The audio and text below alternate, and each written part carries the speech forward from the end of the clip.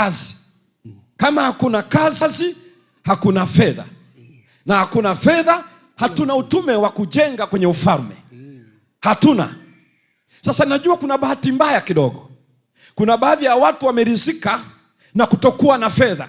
Hawajui kutokuwa na fedha ni kutokuwa na kazi. Na kutokuwa na kazi ni wanaitwa marehemu.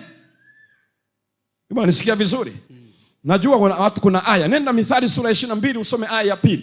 Usikize Biblia, baadhi ya aya tunazosoma uona kama zinatuunga mkono. Mithali 22 na ile aya ya 2. Hebu soma. Mithali 22 aya ya 2 inasema. Inasemaje? Tajiri na maskini hukutana pamoja. Wote wanakutana pamoja. Bwana ndiye aliyewaumba wote wawili. Sasa hii moja wapo ya aya ambayo hatuzielewi wakati mwingine, kwa sababu Bwana ndiye ameumba wote wawili, tajiri na maskini. Akakwambia wewe alikuumba kuwa nani?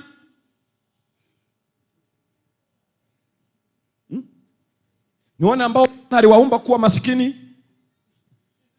Hampo. Lakini unapotoka hapa unajikuta unasema mimi maskini wa Mungu. Kwa hiyo tajiri ni wa nani huyo? Shetani. Unajua tusibabaishane wakati mwingine. Bwana Biblia inaeleza vitu vya ajabu sana. Kuna aya nyingine pia tunasoma. Soma aya ya 7 Mithali 22. Aya ya 7 inasemaje? Inasema.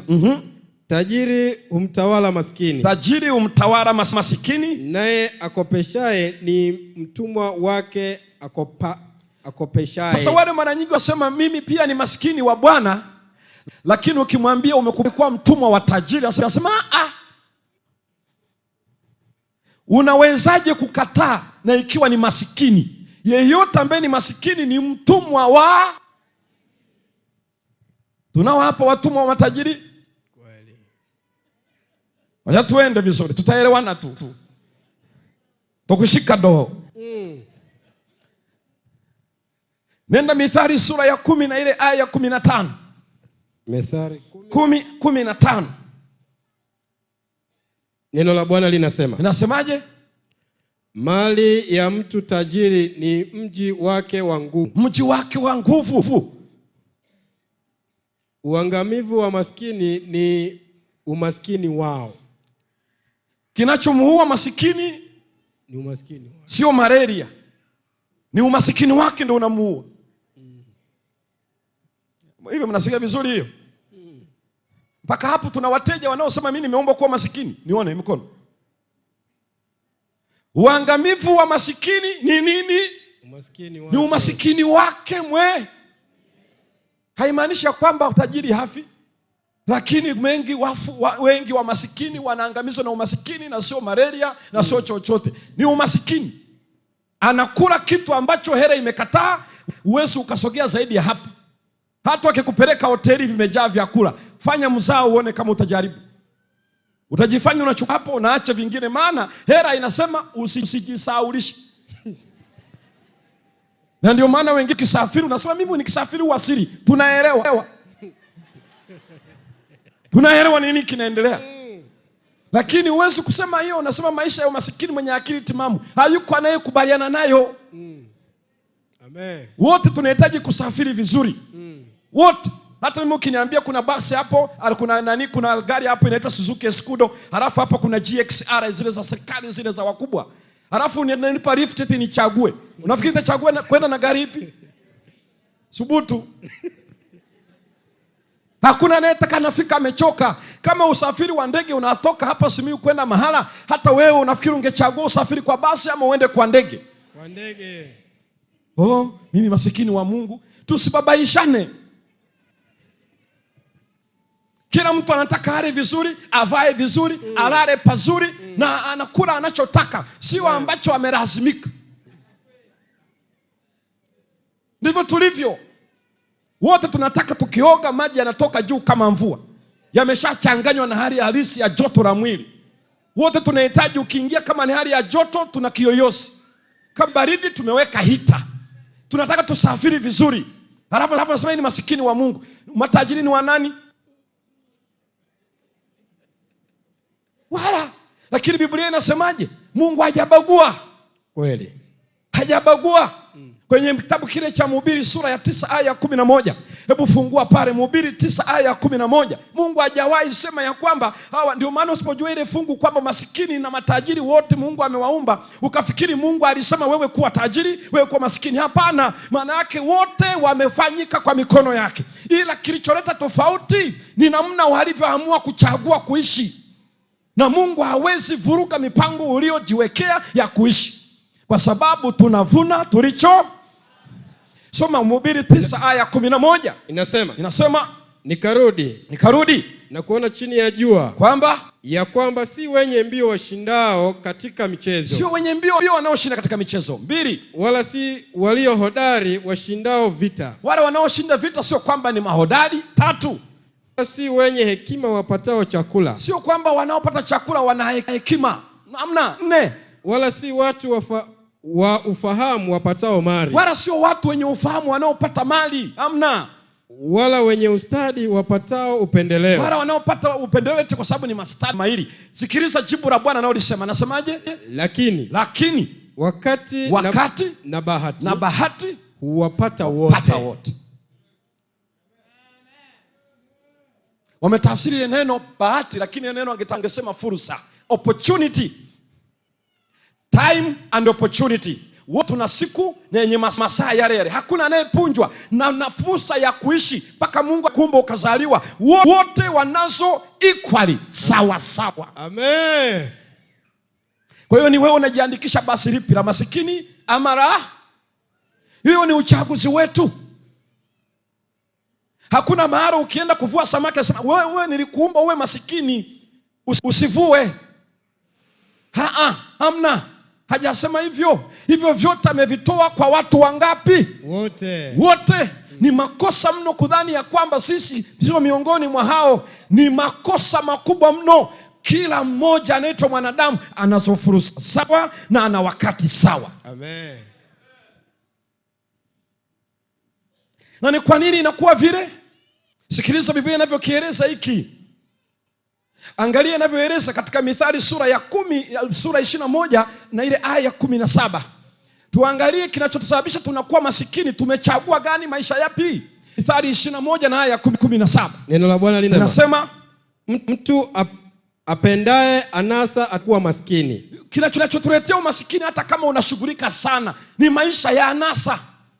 Apendaye mvinyo na mafuta hata kuwa tajiri. Ulevi pamoja na starehe hawezi kuwa tajiri. Miongoni mwa watu ambao wana nidhamu katika matumizi ni watu wenye mali. Unashangaa kwa nini? Yaani wana nidhamu mpaka idadi ya watoto wanaozaa. Hivi ninyi mmewahi kuona familia ya watu wenye mali na ambao hawana? Watoto ukibisha hodi wamepangana kama ngazi za kuelekea bomani. Watatu wako hapo kwenye mlango wa kuingilia. Ukienda uani viko viwili vinacheza. Jikoni kamoja kanapulizaga moto kule.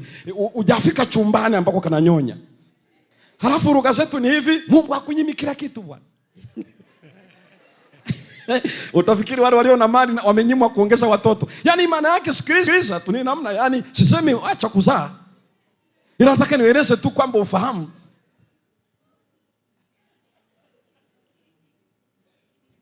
Matajiri wana nidhamu. Wana nidhamu mpaka hata shilingi moja ukishangaa watu wana mamilioni. Lakini mpaka hata shilingi moja anataka ajue ilivyotumika. Nenda kwa ambani masikini sasa. Siku itajimaliza yenyewe bana.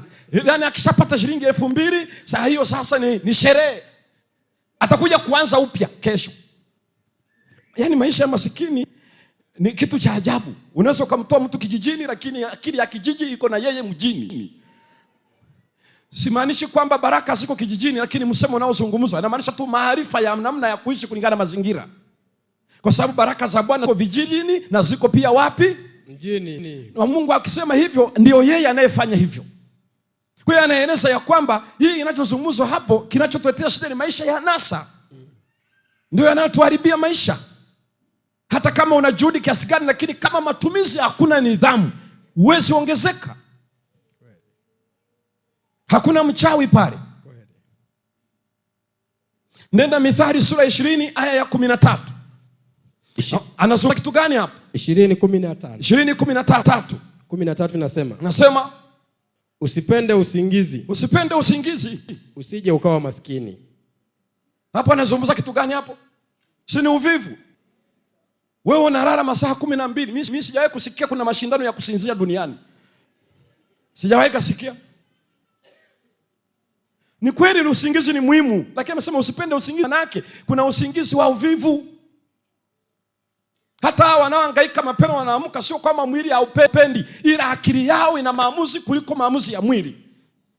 Mwili hautaki, akisema tutaenda. Tuone nani boss, mimi ama wewe. Si ni sawa umeenda kuoga unakuta hali ya baridi, lakini hujaoga, umefanya kazi shambani, eti unajifanya eti naenda kulala tunasafisha miguu. Hiyo ni ushindi wa mwili. Akili kama imeshinda inasema nitaoga. Siwezi kuoga haya na ulishatoa nguo zote. Mwili unasema maji hayagusi mwili. Akili inasema acha ujinga, lazima uoge. Amen. Ni makosa kusikiliza mwili katika mambo ya maisha ya kanuni. Amen. Mwili unasema usinzie. Ni kweli ulikuwa shambani umesimamia hii, ulikuwa na jembe la plau na nini, lakini mwili umechoka. Akili unasema usipoenda kazini hawatafanya kazi unavyotaka. Kwa hiyo unasema inuka. Huo sio muda wa kulala. Kuku wamewika, wewe unafikiri wapuuzi. Amuka. Hakuna mtu atakufa kwa kuamka mapema. Hakuna hata siku moja. Ukuchoka ni baraka, utalala usingizi mzuri. Na utakapoamka unaamka una nguvu na akili. Biblia inasema ukipenda tu uvivu, kupenda usingizi, lazima utavuna umasikini. Nenda Mithali 10 aya ile ya 4. Hatujachaguliwa na mbingu kuwa na hali mbaya ya kiuchumi, ila ni maisha yetu tuliyachukua. Na baada ya hapo utaona vile inavyoua utume swala hilo. Hebu soma Mithali 10 aya ya 4. Mithali 10 aya ya 4 nasema atendaye mambo kwa mkono wa uregevu. Atendaye mambo kwa mkono wa uregevu. Yuko kazini lakini mvivu, atendi inavyostahili, huwa maskini. Anakuwa maskini huyo.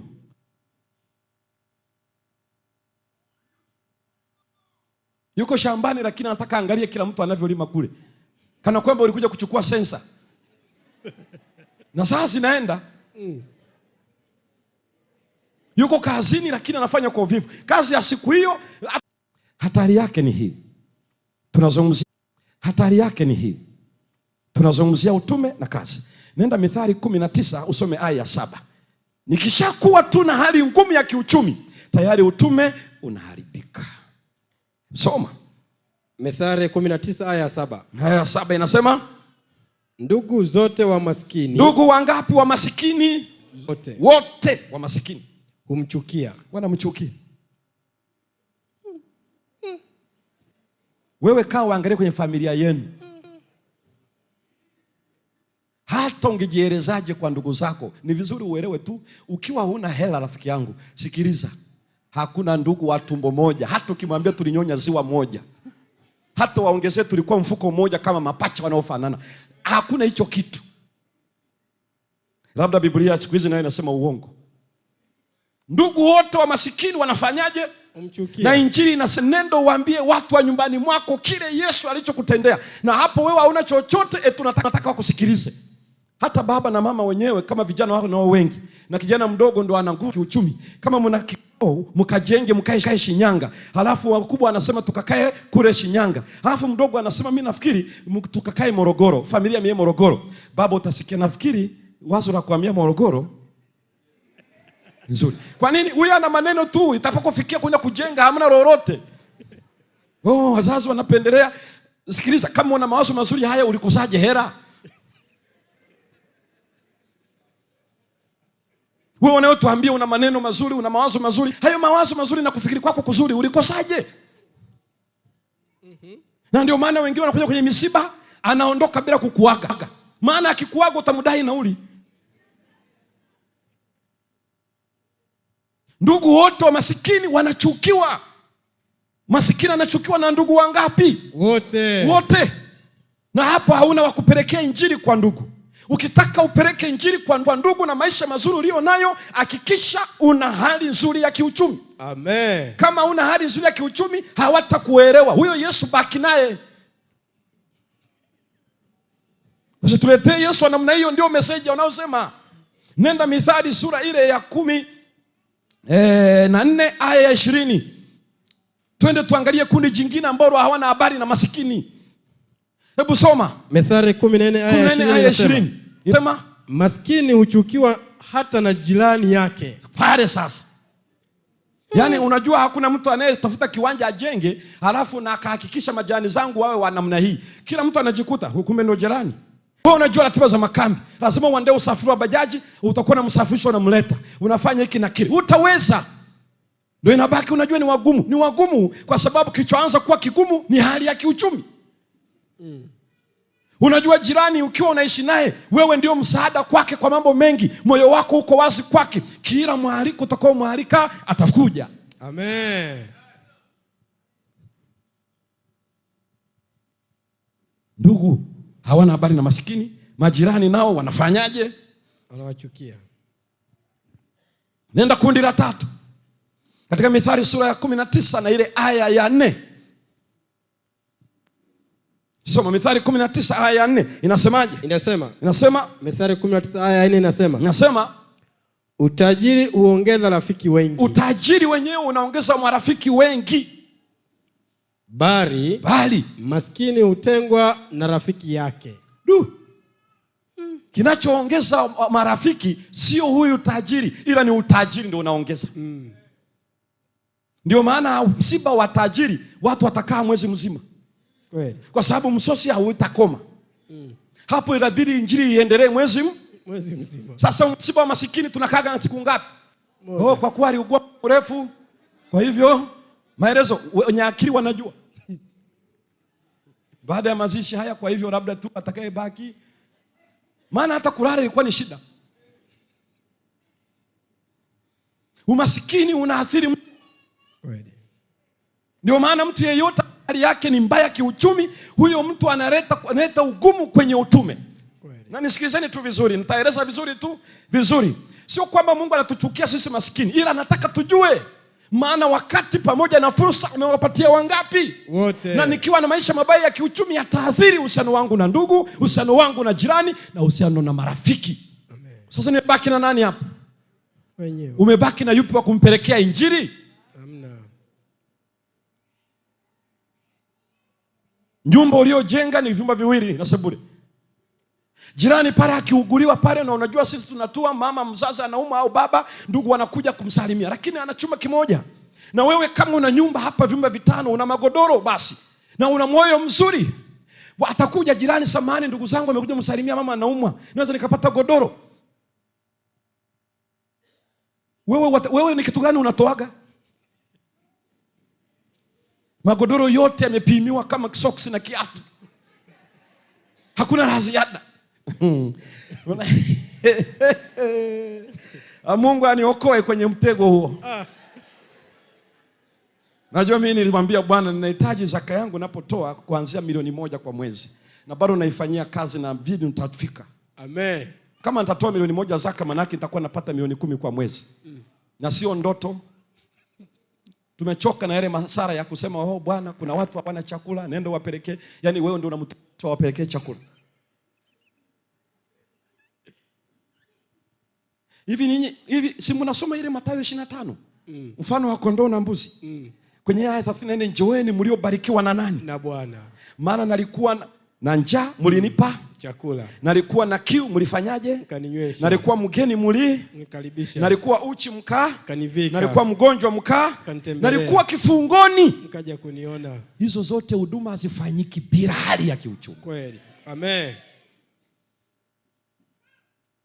Halafu akasema wote tulikuona lini ukiwa vile lini? Aya 40 akasema mlivyowatendea mlinitendea mimi. Amen. Waliobarikiwa ni nani? Ni wale waliotumia uchumi ili kugusa maisha ya watu. Hakuna mtu kama unavyosikia, hakuna mkate mgumu mbele ya chai. Hakuna mwenye roho ngumu mbele ya mtu mwenye moyo uliokolewa na mwenye uchumi kwa kiwango chochote alicho nacho. Hata kama ni Muislamu, ni jirani, leo ameugua, amepelekwa Bugando, uwezi kutoka hapa bila hela. Unaweka ratiba kabisa, jirani yangu amelazwa, halafu unaenda una hela ya kusaidia matumizi yake. Siku akihudumiwa akarudi, huyo sio mgumu tena. Amen. Atakuwa Serengeti na sio wilaya ya mgumu. Rainisha watu mioyo. Ni jirani mpaka ameugua, hata uwezi kwenda hospitalini kumsalimia. Hakuna chochote unafanya. Saa nyingine unaenda unakuta ada zamani wakati huo kabla serikali haijafanya vile, unakuta mtoto wake yuko nyumbani, wengine wamefungua hajaenda. Lakini kama una fedha, ameheshiwa nini hiki na kile, ongezea hii jirani.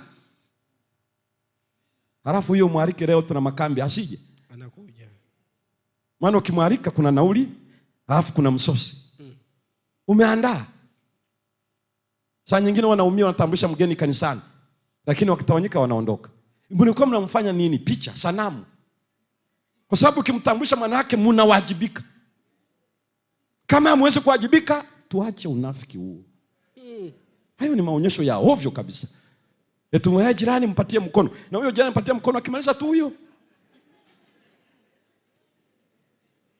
Kama mzee wa kanisa una hakika na ukarimu wa watu wako, wekeni budget kikanisa, namna gani wageni hao wanaweza wakala, wamefikia kwa nani, ili mjue. Hii mambo mengine nami naona ni maonyesho tu, hayana maana kabisa. Tutambulisha mgeni ambaye uweze kumkarimu. Amekarimiwa na Roho Mtakatifu tu kuja kwenye ibada. Wewe kumkarimu msosi hapa uweze. Kwa hiyo Biblia inaeleza jambo hilo, ikieleza kabisa ya kwamba umaskini unaathiri mahusiano yetu na ndugu tuliozaliwa, unaathiri majirani zetu, unaathiri marafiki tuliokuwa nao, na anawafuata lakini hawako pamoja na yeye. Atakumalizia tu hiyo aya. Kwa hiyo ikiwa hii ndio cycle, ndio mduara wa utume, watu tunawafikia ni hao, tumebaki na wakina nani sasa kwa ajili ya utume? Halafu bado mshiriki mwenye akili timamu anasema mimi ni maskini wa Mungu.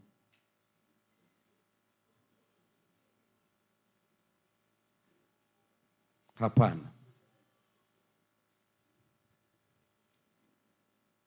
Fanyeni biashara mpaka nitakapokuja.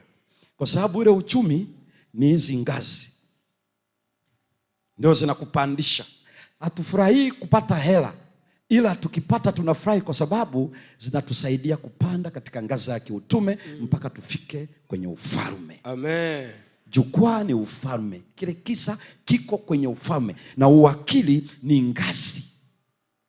Ndio maana mtu ambaye uchumi wake ni mbaya kwa kujitakia, anasema ni maarifa. Ndio maana kuna mikutano hii. Tumechoka na kusema shule zetu kanisa haziko vizuri. Mimi nilitamani nisikie Mwanaatape, nilipoenda ile shule nikakuta wana madawati, nikareta nikajaza kwenye madarasa. Amen. Unajua maelezo haya hayatusaidii. Saa nyingine kisikia mtu anasema zahanati zetu zimechakaa, nataka upeleke mafundi watengeneze, wapige msasa, leta vifaa vya maabara, tujue wewe ni Mwanaatape. Haya maelezo hatuyataki. Zahanati zetu haziko hivi na vile, lakini kanisa liangalie wewe kitu gani hicho. Kwenye orodha tu ya wilaya hapa wakitaja watu 10 wenye hela ambao serikali inawatambua, tumo kweli? Hivi tunakuwemo? Mkuu wa mkoa anakuja hapa.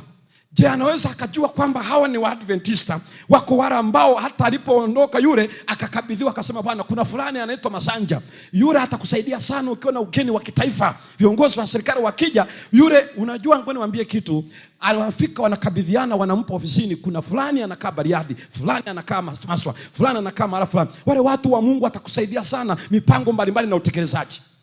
Kama kuna mradi wa maji wanajua, una hela unaweza ukaongezea mheshimiwa hivi na vile. Wengine hata mtendaji wa kijiji hawezi kubisha hodi kwetu, maana hatuna ufumbuzi na shida za wakazi. Siku ukifa hakuna anayesikitika. Tunazungumzia Dorika. Unafikiri alikuwa maskini? Mtu anakufa halafu watu wanaandamana aziku, na wanamuonyesha Petro, angalia kazi zake. Hivi siku wewe hata ukihama tu kuna watu wataandamana kwamba unaondoka jirani. Tumepoteza. Wanatamani waombe na wewe, mpaka unawatia moyo. Tuna namba za mawasiliano jamani, tutakuja tunawasiliana. Wengine tukihama wanasema amehama. Allah, ngoja wengine nao wakayaone.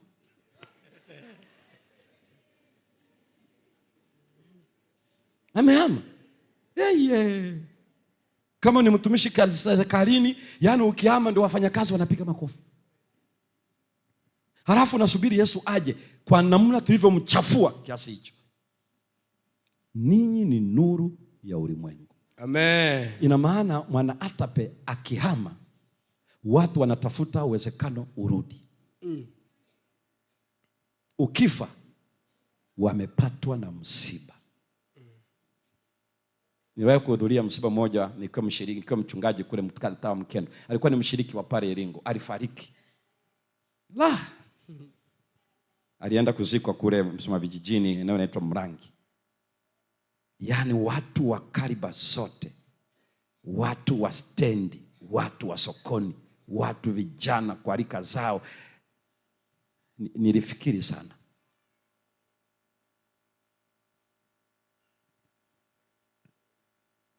Tukisema hivi na vile tunatamani kuona hayo maisha yanakuwa maisha yetu. Kwa nini? Kwa sababu uchumi ni ngazi za kuwaleta raia kwenye ufalme. Amen. Na Yesu ametuhakikishia na ametupatia fedha, ametupatia akili, ametupatia maarifa na amekwisha viumba viko. Halafu anasema fanyeni biashara. Nitakaporudi nikute kwa ile biashara watu wamejiunga kwenye utawala wake. Kutoka ngazi hadi jukwaa, sehemu ya kwanza.